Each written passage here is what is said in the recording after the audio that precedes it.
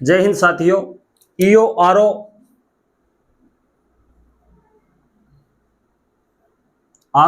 और CET common eligibility test graduation level का के ऑनलाइन प्लेटफॉर्म में आपका हार्दिक स्वागत है। और इसमें हम राजस्थान की ज्योग्राफी का सबसे पहले टॉपिक लेके चले और उसमें अपना अध्ययन का विषय था उत्तरी पश्चिमी मरुस्थलीय प्रदेश। उसके अंतर्गत दो भागों में बांटा गया, एक शुष्क मरुस्थल और एक अर्ध शुष्क मरुस्थल। शुष्क मरुस्थल को अपन ने दो भागों में बांटा, बालू का स्तूप युक्त और बालू का स्तूप मुक्त। और अर्ध शुष्क मरुस्थल जो 25 सेमी वर्षा रेखा से लेकर के 50 सेमी वर्षा रेखा अरावली की पहाड़ियां तक है, वो जो है उसको अपन ने अर्ध शुष्क भाग में बांटा और उसको अपने चार भागों में बांटा। घग्गर प्रदेश या फिर घग्गर बेसिन कह सकते हैं, और शेखावटी अंत प्रवाही प्रदेश, नागौरी उच्च भूमि प्रदेश और गोडवाड़ा बेसिन, लूणी जवाई बेसिन जिसको अपने कह सकते हैं। अपन ने दो घग्गर बेसिन और शेखावटी अंत प्रवाही प्रदेश का अपन ने अध्ययन कर लिया है। अब अपने अध्ययन का विषय है नागौरी उच्च भूमि। नागौरी उच्च भूमि।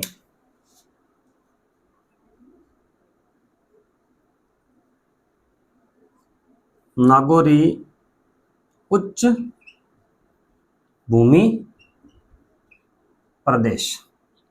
सी नंबर इसका भाग कर सकते हैं। अर्ध शुष्क भागों को अपने चार भागों में बांटा, A B C D. Ghaggar basin और शेखावटी अंत प्रदेश का अध्ययन अपन कर चुके हैं। अब नागौरी उच्च भूमि प्रदेश। अब सबसे पहले तो इसमें क्षेत्र कौन सा आता है? क्षेत्र की बात करें तो इसके अंतर्गत अपन ने अपने पास नागौरी उच्च भूमि प्रदेश है तो पूरा नागौर जिला आता है। नागौर जिला। अब इसकी और क्षेत्र की बात करें तो इसकी ऊंचाई, उच्च भूमि प्रदेश है तो उसकी ऊंचाई कितनी है समुद्र तल से? ऊंचाई इसकी 300 से 500 मीटर है। यानी नागौरी उच्च भूमि प्रदेश है, उसकी ऊंचाई 300 से 500 मीटर है। अब इसमें और कौन कौन सी खास बातें हैं वो अपन खास बातों को समेटने का प्रयास कर रहे हैं। ये नक्शे के अंदर अगर ध्यान से देखें,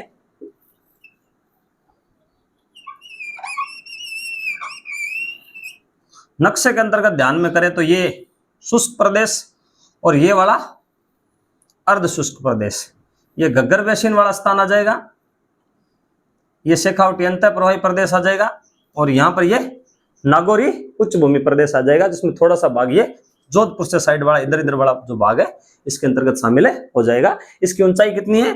300 से 500 मीटर तक ये ऊंचाई को लिए हुए है। और इसमें क्या और अगर महत्वपूर्ण इसमें बात करें तो इसमें एक महत्वपूर्ण चीज आती है कुब्बड़ पट्टी। कुब्बड़ पट्टी जिसको अपन बांका पट्टी भी कह सकते हैं, बांका पट्टी। ये क्या है कि इस क्षेत्र में, ये किस क्षेत्र में? ये नागौर से लेकर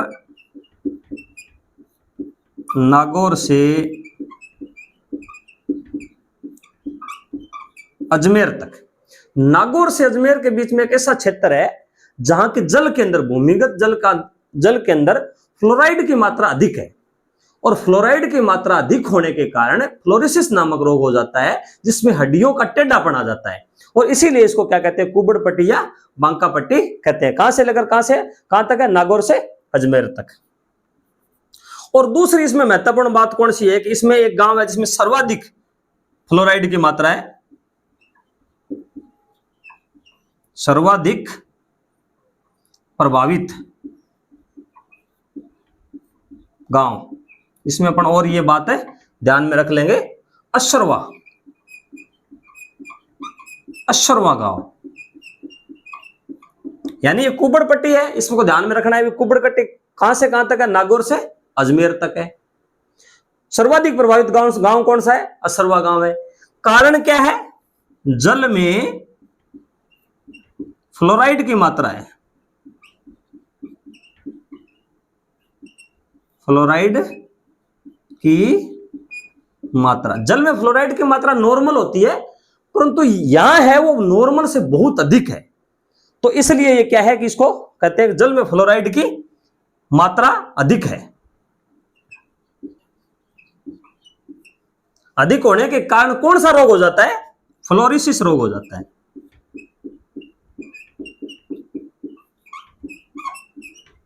फ्लोरोसिस रोग हो जाता है। तो कुब्बड़ पट्टी में अपने को ध्यान में रखना है कि कुब्बड़ पट्टी में क्षेत्र कौन सा है, जिला नागौर आता है, ऊंचाई है 300 से 500 मीटर तक है। कुब्बड़ पट्टी बांका पट्टी किसे कहते हैं कि जल में फ्लोराइड की मात्रा अधिक होने के कारण हड्डियों में जो टेढ़ापन आ जाता है तो उसको अपन क्या कहेंगे, कुब्बड़ पट्टी। कहां से कहां तक है, तो ये नागौर से अजमेर तक है। सर्वाधिक प्रभावित गांव कौन सा है, अशरवा गांव है, जो सर्वाधिक फ्लोराइड से प्रभावित है और जल में फ्लोराइड की मात्रा अधिक होने के कारण फ्लोरोसिस नामक रोग हो जाता है। तो ये अपने हो गई महत्वपूर्ण बातें नागौरी उच्च भूमि में। और महत्वपूर्ण बातें कौन सी है, और अगर बात करते हैं तो इसी क्षेत्र की कुछ महत्वपूर्ण भौतिक विशेषताओं के बारे में अपने बात कर ही रहे हैं इस क्षेत्र की। तो और इसमें कुछ पहाड़ियां भी है इस क्षेत्र में, कुछ पहाड़ियां, यानी अरावली, ये वाला जो क्षेत्र है वो अरावली का है। तो अरावली के पास में यहां पर कुछ दूरी तक पहाड़ियां छोटी छोटी फैली हुई है। वहां पर भी नागौर में भी कुछ पहाड़ियां हैं। कुछ पहाड़ियों में अगर अपन बात करें तो पर्वतसर,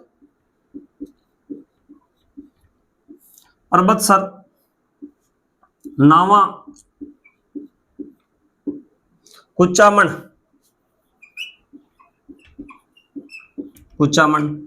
तो इस क्षेत्र में कुछ पहाड़ियां भी है।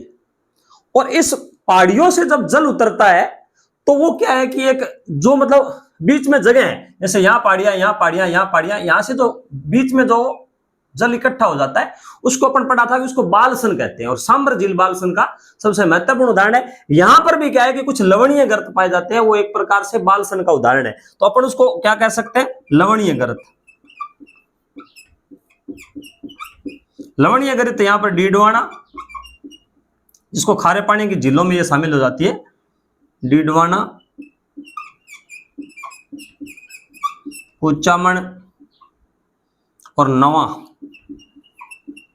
यहां इस प्रकार के कुछ लवणीय गर्त भी पाए जाते हैं। और कुछ पहाड़ियां हैं और पहाड़ियों के ढाल के अंदर कुछ लवणीय गर्त भी है। तो एक और इंपॉर्टेंट बात आती है कि यहां हरे कबूतर पाए जाते हैं। हरे कबूतर, हरे कबूतर को हरियल पक्षी भी कहते हैं। हरियल पक्षी, हरियल पक्षी। तो ये हरियल पक्षी क्या है कि कहां से कहां तक पाए जाते हैं, ये नागौर से अजमेर क्षेत्र में ज्यादा पाए जाते हैं। इसमें थांवला गांव आता है, थांवला के आसपास अत्यधिक मात्रा में पाए जाते हैं। और ये हरे कबूतर है वो राजस्थान में सिर्फ दो ही जगह पाए जाते हैं, एक तो नागौर उच्च भूमि में और एक सरिस्का अलवर में भी पाए जाते हैं।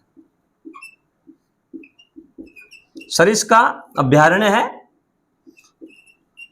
वहां अलवर में भी हरे कबूतर पाए जाते हैं। तो ये मुख्य विशेषता नागौरी उच्च भूमि प्रदेश की अपन ने पढ़ी। भाई इस क्षेत्र में क्या क्या मुख्य है, भौतिक के बारे में। नदियां यहाँ पर कोई खास नहीं है, सिर्फ एक नदी जो है वो लूणी में इस साइड से मिलती है बाईं तरफ से, वो एक जोजड़ी नदी इसके अंतर्गत है शामिल होती है। अब अगर अपन बात करते हैं तीसरे नंबर की,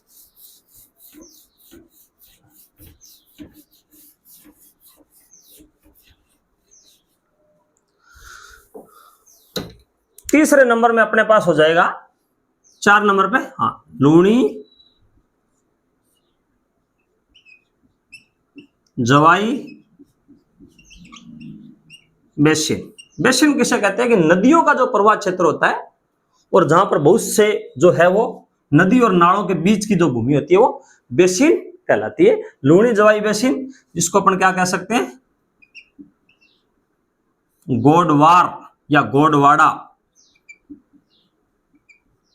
प्रदेश भी अपन इसको कह सकते हैं। तो लूणी नदी का जो प्रवाह क्षेत्र है, ये वाला जो क्षेत्र है ना,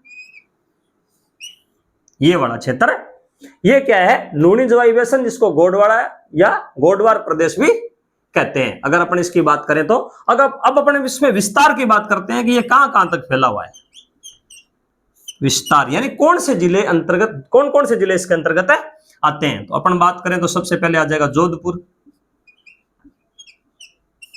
पाली मुख्य रूप से आएगा, बाड़मेर का कुछ हिस्सा आता है, जोधपुर का भी कुछ हिस्सा आता है, पाली लगभग पूरा आता है, पाली बाड़मेर का भी कुछ हिस्सा आता है, जालौर पूरा आता है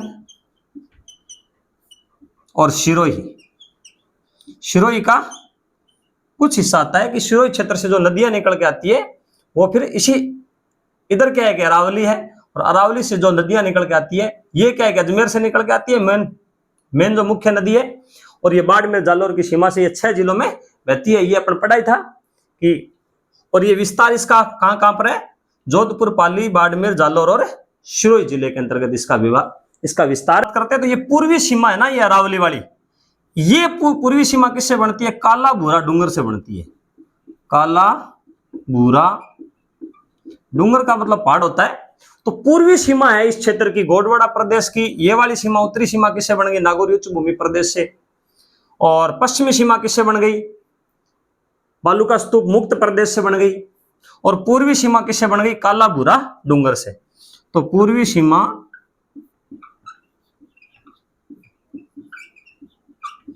काला भूरा डूंगर, काला भूरा डूंगर को अपन क्या है कि पूर्वी बेसिन भी उसको कह सकते हैं। तो इसकी जो पूर्वी सीमा है वो काला भूरा डूंगर से बनती है। और इसमें मुख्य मुख्य कौन कौन सी पहाड़ियां हैं उसके बारे में अगर चर्चा करेंगे तो अपन इसमें मालानी की पहाड़ियां भी इसी के अंतर्गत शामिल है। मालानी की पहाड़ियां, मालानी की पहाड़ियों को अगर इसमें शामिल करें तो ये कहां से कहां तक है, ये मोकलसर से शिवाना तक, ये मोकल से लेकर के शिवाना तक है, जिसको अपन 56 की पहाड़ियां भी कह सकते हैं। 56 की पहाड़ियां भी अपन कह सकते हैं। 56 की पहाड़ियों का एक हिस्सा मलानी की पहाड़ियां भी है। जो 56 की पहाड़ियां मुख्य रूप से कहां है, मोकल से लेकर के शिवाना तक है, ये शामिल है। और उसमें नाकोड़ा जैन तीर्थ इसी में 56 की पहाड़ियों में, नाकोड़ा जैन तीर्थ किसका है, जैन धर्म का। नाकोड़ा जैन तीर्थ किस में आता है, 56 की पहाड़ियों के अंतर्गत है, शामिल होता है। और एक इस जो मोकलसर और शिवाना तक जो 56 की पहाड़ियां, इसमें सर्वाधिक ग्रेनाइट पाया जाता है, सर्वाधिक ग्रेनाइट इसमें पाया जाता है, नाकोड़ा जैन तीर्थ। और ये किसके अंतर्गत शामिल होता है, बाड़मेर जिले में ये शामिल है 56 की पहाड़ियां। मालानी की पहाड़ियां भी कहां किस में शामिल है, बाड़मेर में।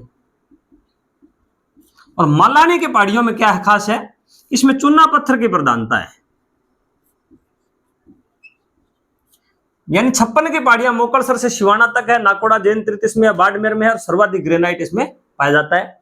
और मालानी की जो पहाड़ियां है वो 56 की पहाड़ियों का वैसे ही एक भाग है, परंतु मालानी की पहाड़ियों में चूना पत्थर की प्रधानता है, चूना पत्थर की प्रधानता है। तो ये अपने को ध्यान में रखना है। और यहां पर ग्रेनाइट की पहाड़ियां में पाई जाती है, ग्रेनाइट की पहाड़ियां,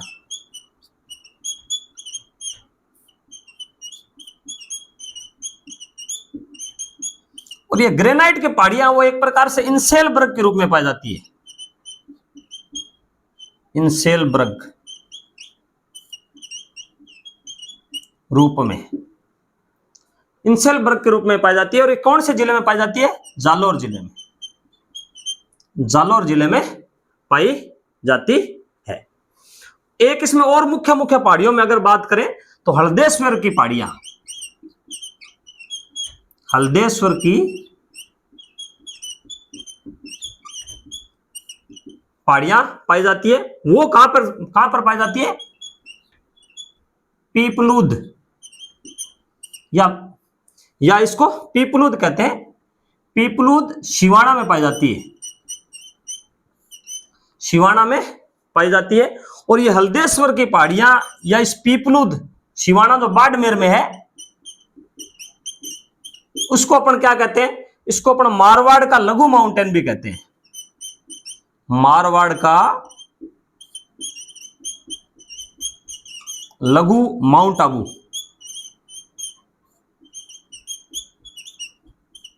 यानी कि ये पीपलूद हल्देश्वर की जो पहाड़ियां हैं वो पीपलूद सिवाना में है। पीपलूद क्षेत्र जगह है, हल्देश्वर पहाड़ी का नाम है और सिवाना के अंतर्गत पाई जाती है, जो बाड़मेर जिले में है। इस हल्देश्वर की पहाड़ियों को मारवाड़ का लघु माउंट आबू भी कहते हैं। क्यों कहते हैं कि जिस प्रकार की जलवायु माउंट आबू में है उसी प्रकार की अच्छी स्वास्थ्यवर्धक जलवायु इस पीपलूद की पहाड़ियां सिवाना के अंतर्गत पाई जाती है। तो ये मुख्य रूप से उनकी पहाड़ियां हो गई। कौन सी हो गई? मलानी हो गई, छप्पन की पहाड़ियां हो गई, ग्रेनाइट नौकाड़ा बड़ा और ग्रेनाइट की पहाड़ियां इंसलबर्ग रूप में जालोर में पाई जाती है। हल्देश्वर की पहाड़ियां, ये मुख्य रूप से पहाड़ियां हुई। मलानी की पहाड़ियों में चूना पत्थर की प्रधानता जो सीमेंट के निर्माण में काफी काम में आती है। लाइमस्टोन है जिसमें सीमेंट ग्रेड चूना और मतलब दोनों प्रकार का चूना पाया जाता है। तो ये इसमें मुख्य रूप से पहाड़ी क्षेत्र होगी। अब इसमें अपन बात करते हैं नदियों की। नदियों की अगर अपन बात करें तो मुख्य रूप से नदियां कौन कौन सी है इस क्षेत्र में?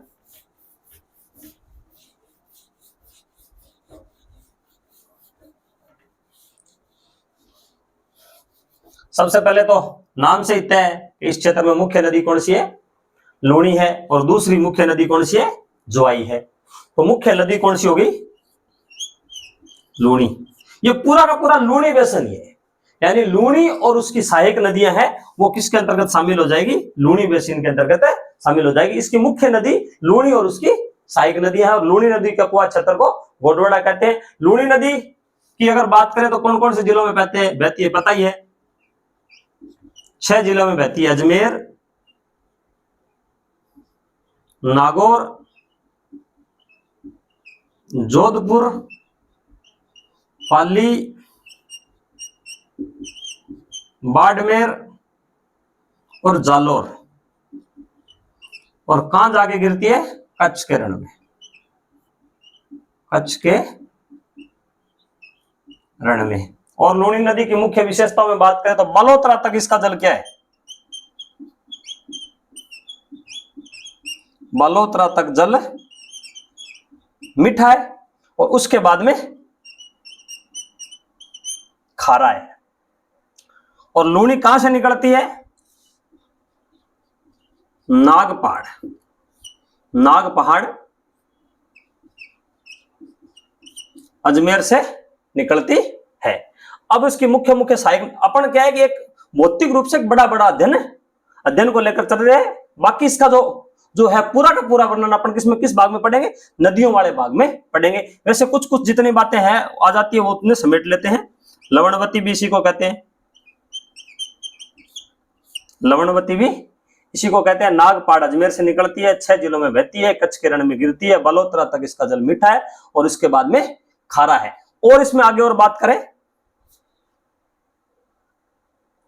अब इस लूणी नदी की जो सहायक नदियां है उसको अपन क्या है कि क्रम से लेने का प्रयास करते हैं। तो लूणी की सबसे पहले जो सहायक नदी है वो कौन सी हो जाएगी? गुइया। गुइया के बाद में बांडी, यानी गुइया और बांडी एक साथ मिलके लूणी के अंतर्गत प्रवेश करती है। तो सबसे पहले जो है इसको अपन क्रम से ले रहे हैं कि लूणी के बाद में क्या है, सबसे पहले कौन सी है? ये क्वेश्चन भी आया हुआ है तो अपन क्रम से इसको याद करेंगे। सबसे पहले कौन सी है? गुइया और बांडी। उसके बाद में कौन सी नदी है? जोजड़ी।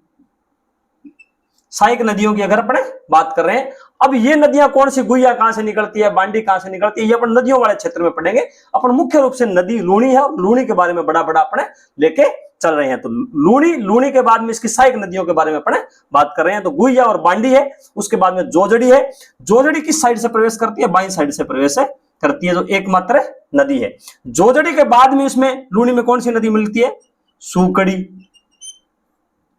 इसके बाद में सूकड़ी नदी मिलती है और सूकड़ी के बाद में जवाई और खारी दोनों मिलकर मिलती है।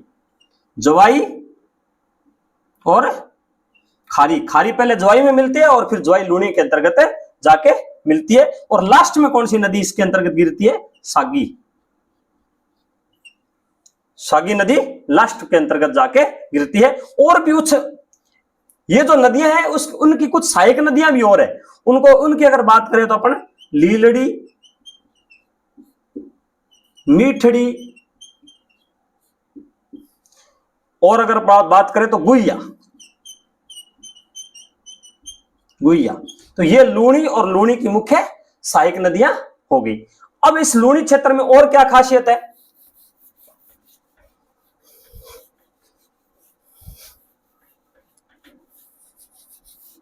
तो लूणी नदी के लूणी अपोहा में प्राचीन कांप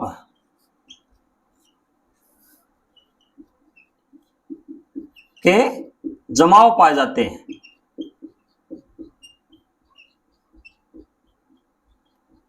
प्राचीन कांप के जमाव क्यों पाए जाते हैं? कि अरावली पर्वतमाला प्री कैम्ब्रियन काल की विश्व की सबसे प्राचीन पर्वतमाला है, और इसमें क्या है कि लाखों वर्षों से जो है जल का अपना रहा है, अपोहा रहा है, और लूणी नदी एक प्राचीन अपोहा तंत्र का ही उदाहरण है। तो इस क्षेत्र में किस प्रकार की मिट्टी पाई जाती है? प्राचीन कांप के जमाव पाए जाते हैं। अब क्या है कि लूणी का जो बाढ़ का मैदान है, लूणी का बाढ़ का मैदान, इस लूणी के बाढ़ के मैदान को क्या कहते हैं? लूणी के बाढ़ के मैदान को रेल कहते हैं, रेला भी कहते हैं, और नेहड़ भी कहते हैं।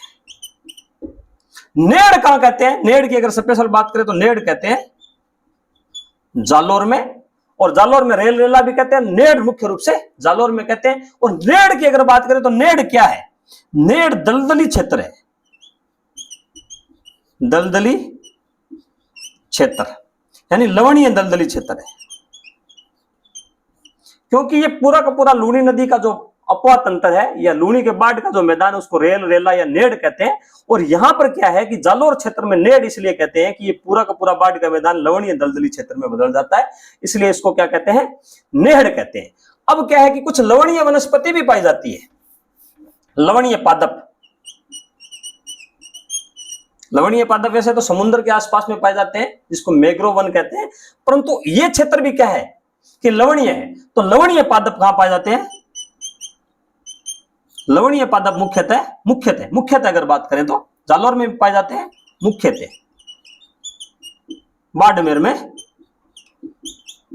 पाए जाते हैं। और किस क्षेत्र में पाए जाते हैं? इसी लूणी के बाढ़ के मैदान के अंतर्गत पाए जाते हैं। तो ये अपना जो क्षेत्र है यानी नागौरी उच्च भूमि और लूणी जवाई बेसिन, तो उत्तरी पश्चिमी मरुस्थलीय प्रदेश को अपन ने कंप्लीट पढ़ लिया है। उसकी भौतिक विशेषताओं के बारे में मुख्य बातें ले ली है। अब ये जो अपना पूरा क्षेत्र है ना, उत्तरी पश्चिमी मरुस्थलीय प्रदेश, ये वाला जो अपना पूरा क्षेत्र है उत्तरी पश्चिमी मरुस्थलीय प्रदेश, उसकी और मुख्य क्षेत्र, इसमें और भी जो बातें छुटी हुई है उसको अपने एक वीडियो के अंतर्गत लाके, और फिर अपन क्या है इसको ऑब्जेक्टिव टाइप में प्रश्न कौन कौन से आए हुए, जो प्रश्न परीक्षा में पूछे गए हैं उनका दोबारा अध्ययन करते हैं। तो इस पूरे क्षेत्र का उत्तरी पश्चिमी मरुस्थलीय प्रदेश जो 61.11% भाग है, इसका पूरा का पूरा रिवीजन अपन करेंगे। एक वीडियो लेके आएंगे जिसमें ऑब्जेक्टिव टाइप क्लास रहेगी, और इसमें इस पूरे क्षेत्र का अपन रिवीजन कर लेंगे जितना अपन अध्ययन किया है। अब पूरे राजस्थान में से अपने 60% राजस्थान का भौतिक अध्ययन अपन कर चुके हैं मुख्य रूप से। बाकी उसमें कुछ जलवायु और कुछ क्षेत्र छोड़ते हैं, परंतु मुख्य रूप से जो भौतिक विशेषता जो प्रथम दृष्टि अपने सामने आती है उसका अध्ययन अपने कंप्लीट कर चुके हैं। आगे अपने अरावली प्रदेश का अध्ययन करेंगे। बाकी 40% राजस्थान का अध्ययन, 40 से भी कम है, उसका अध्ययन अपने करेंगे। जय हिंद, जय भारत।